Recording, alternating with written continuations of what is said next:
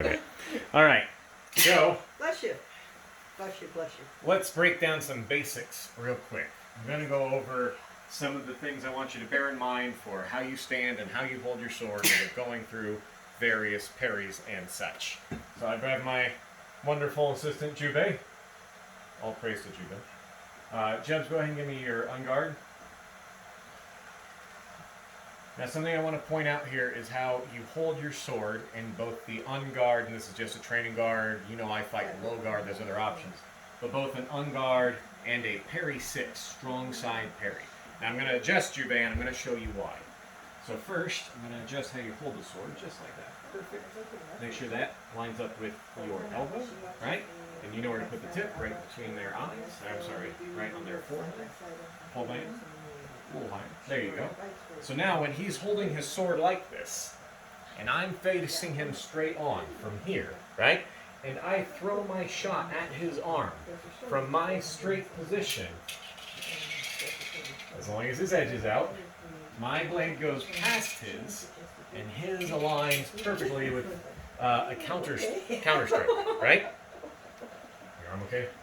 Okay.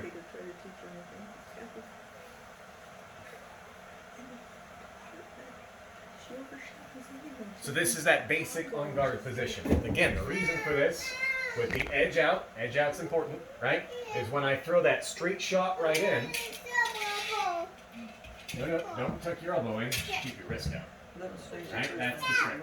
That's why it's useful having someone else here. Again, Jubei's not a professional at this. I just bring him in for these videos sometimes. On guard, Jebs? And you might have a lot of these issues as well. So remember, when you're guarding that strong side, boom. Now, I recommend this as an unguard position because should Jubei come to a relaxed position, something like this, right? On guard, Jebs, in that relaxed position. If he's still facing towards me and I throw that same shot down the middle, he guides me into his body. Now come to a proper on guard. Now when he's got his edge out and everything aligned, hiding behind his guard, right? His hand's hidden behind his guard. He's not coming to this weird one right here. He's not coming to this weird one right here. He's got that natural alignment, elbow, pommel, tip on his opponent. I didn't understand that. Shut up, watch. Oh, it's not me. When he's in this position, I'm guided out, right? This position, thank you, Jebs. I need you for that. And I might call you in a minute, but that's what I really need. Thank you, Jubei. So I want you to see that. So you can see in yourself, like I've said, train with a mirror, train with a sliding glass door, anywhere you can see a reflection of yourself so you can know how you look when you do these things. It's important. Now, that hidden guard right there, where I'm hiding behind my sword guard, right? Notice my low guard is the same guard. When I fight in my low guard, it's my high guard that I've modified to a low guard, right? Very small transitions bring me back to this good alignment that keeps my arm guarded. Remember that theme. I'm using the edge to force their blade out and aligning them to give me the advantage, right? When you are walking through these parries, understand that this concept is applied throughout the whole thing. And when it significantly changes, I'll mention something. So, on guard, parry 6, right? Remember that alignment. Now let's go through all of our parries just real quick and point out our little details about how they need to align with us to make sure we're getting the right posture for them. Ripley, honey, can you play over there? I don't want to hit you with my sword. Hey, Dara, did you see if Ripley, honey, wants to play over there? Okay, here we go. So I have enough room for at least one step back, and I'm going to be avoiding everyone in my my training space because that's what we do when we live in quarantine, right? So you can do this from your high guard or your low guard. High guard or your low guard. I'll show both real quick. We're going to do all of our parries, including our half step back. So starting in a low guard, parry 1, my hand comes up, and as I do, I rotate my wrist. So I rotate my edge against my weak side, and I make a wall of steel against that weak side. So I make my hand comes up, crosses my center line, wall of steel on my left side, right? Offhand ready. Feet took that step back. On guard. From a high guard, right? Parry 1. From a high guard, I have to drop the tip first. My tip comes down as my edge makes the exact same parry, looking underneath my forearm, offhand ready. Parry 2, and again, from a low guard, I'm going to bring my edge high as I crescent through my center line. And it's more like a J motion. See this J motion? As I go through my center line, tip, hip, pommel, opposite hip. I'm still a threat. My offhand remains ready. So again, from a low guard, parry 2. From a high guard, I add that same J motion, parry 2. Got it? 1, 2, 3. From a low guard, center line. We're working through this center line, remember that. From my low guard, I'm going to crescent through my center line and bring my true edge to my strong side. Parry 3. Tip is high on this one. Parry 6 when I'm engaged. This one generates a stronger parry by going wide. It lessens my ability to return fire, but strengthens the parry. Understand that these are all contextual. Which parry do you use? Well, it depends on the context of your fight. What are they trying to do? So again, on guard. Parry 3. From a high guard, I'm going to get this crescent when I do this. 3. All right? See how I draw that little J movement again? Okay. Parry 4. From your unguard, and we'll do high guard, we'll do low guard. From your unguard, we're going to align our true edge to cross body. It comes across our body, pommel ends at the hip, right? You don't have to, here's the common mistake, is you're like parrying way out here, right? And make sure you get your off arm out of the way. I'll show you where I like to put it in Y, but let's make sure we got the parry mechanic first. Parry 4, right? Not 4, not 4, not 4, don't tuck it in. These parries are far away from me when they happen. Parry 4, and my off arm goes under, that way it's out of the way of an incoming attack, and if they disengage under my blade, I'm intercepting. You can also bring your arm in, just make sure you get it out of the way. If I parry 4 and I leave my arm here, I'll get stabbed, unless I'm like bracing, you know what I mean? Okay, from a low guard, parry 4. Now, the mistake I was making for a while is this big crescent. Big crescent, you don't need to do that. You just need to cross your center line. So remember, from your low guard, my edge is going to angle up, and as I do, I cross through my center line. So, parry 4, boom. Bring that edge up, offhand in. Parry 4. Parry 5, our head parry, right? Our high parry. From a low guard, I'm going to cut through my center line, right? See how my edge goes up, cuts through my center line. Center line, notice my arm stays bent. In all these parries, my arm stays bent. Straight arms are weak, bent arms are powerful. Remember in that previous video, I showed you holding a fist like this with Travinate, and then holding your fist like this, try moving it in that box, right? Very hard to hold your fist in a box out here. Very easy when your arm is bent. Your parries work on the same principle, right? 1, 2, still bent, right? 1, 2, 3, still bent. 4, still bent. 5, still bent. All your parries should be bent. Remember that. Parry 5, so from low, crescenting up. Parry 5, lead with that true edge. Through your center line, guard high. From a high guard, crescent underneath your opponent's neckline, right? And as you crescent, the edge goes high and lines up. This one breaks the standard alignment. Like parry 1 brings you way offline. Parry 5 brings you way offline, all right? but these generate a very strong wall of steel to guard with. So remember why we have them. Parry 5, up, low guard, parry 5, all right? Parry 6, strong side parry. Now from a low guard, you have to move. So if I'm in a low guard, center line, right?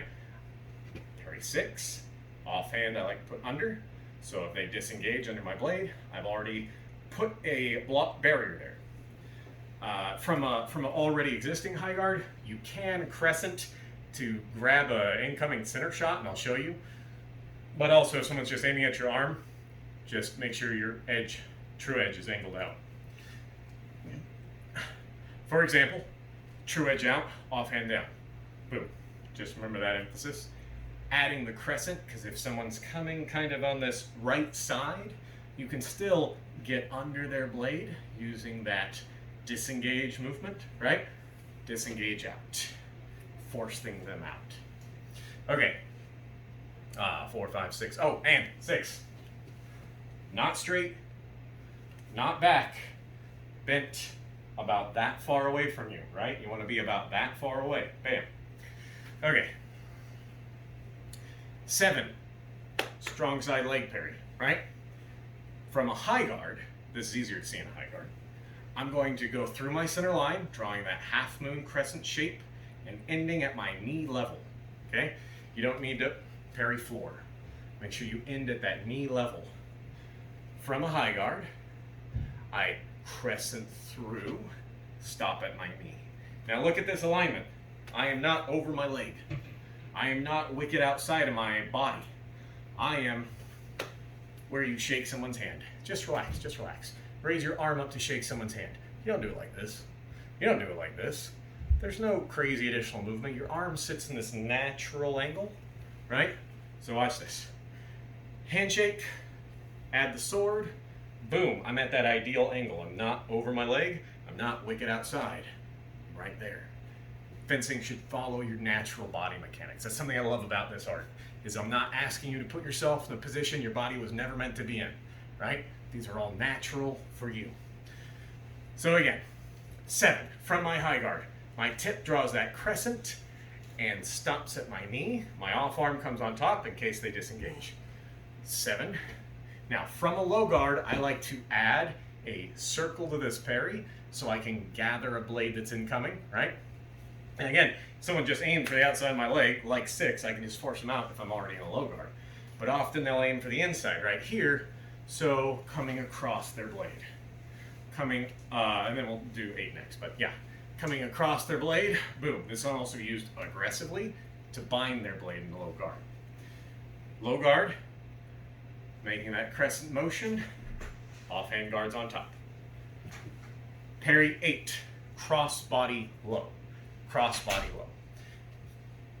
6, 4, 7, 8. Notice this too.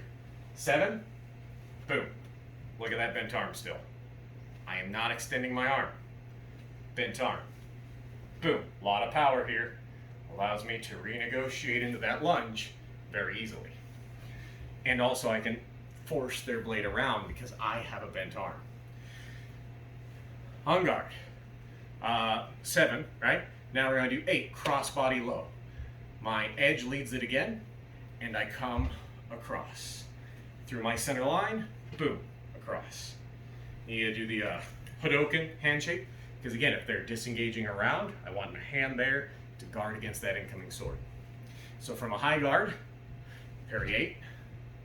From a low guard, parry 8, even easier. Parry 9. Now for my parry 9, parry 5 is not flat. I do not make a complete flat wall above my head. I have a slight angle, so I'm guiding them to the forte, the strong part of my blade. I'm not trying to hold them at the weak part. I want to hold them at the strong part. So parry 9 is the inverse of me for parry 5. So I've got 5 here, I've got 9 over here. Still at that angle, still guiding them in, right? So parry 9 from a high guard and low guard. From a high guard, center line, parry 9. Now the offhand, get it ready. There's not a great place I found for my offhand yet, so I just get it prepared. Don't forget about it. Don't leave it out in front of you. Don't cross your own body. Get it ready. 9 from a low guard. Now, remember, center line, right? I have to cut through that center line as I come up to my parry 9. Okay, we've gone over most of them, and I want to show you from another angle. Make sure you can see my arm, because I want you to know how far away these are and how much the arm is still bent when you do the parries. So I'll walk through them, and that'll be it for today. We did a good training. On guard, I'm going to do mine from low guard because I fight in a low guard. Do yours in a high guard if you want to fight in your high guard, or you're practicing from there. I teach mostly from high guard because it's easy to teach from. I fight in a low guard because that is my style, right? So match the one that you want to work on. Parry 1, and again, we've seen him from front, so rewind if you don't know how to do that part. Now we'll look at him from the side. Parry 1. Look where my arm is. Look how far away from me it is. Look how bent my arm stays. Parry 2, parry 3, bent arm, parry 4, look how far away from me it is, bent arm, parry 5, away from me, right? Not over me, away from me. On guard, parry 6, on guard, parry 7, on guard, parry 8, on guard, parry 9, and I didn't say it because we added it to all of our parries, but our last parry, always parry 10. Someone throws a shot to hit you and you're not there when it comes. That's a full retreat, right? Don't be there when the attack comes. Excellent parry that you can add to the others. One more time, a couple things I want to show you. On guard, parry 7, boom. Look where that hand is. Look how that bend is going on. It's not straight. It's not back here. It's in front of me and bent. On guard, parry 8, cross body low. Look how it's bent. 4, 8, 6, 7. You want to remember these core mechanics. Align so you hide behind your blade. Align so the edge is leading your parries. Keep a bent arm when you parry so you maintain power and leverage gain, right? Okay, we've gone over them. If you have any questions, put that in the comments below. Keep working on your footwork from last week. We'll add more stuff as we go on. And your comments help guide the next video, so please say something if you got any questions for me. See you all next time. Stay safe.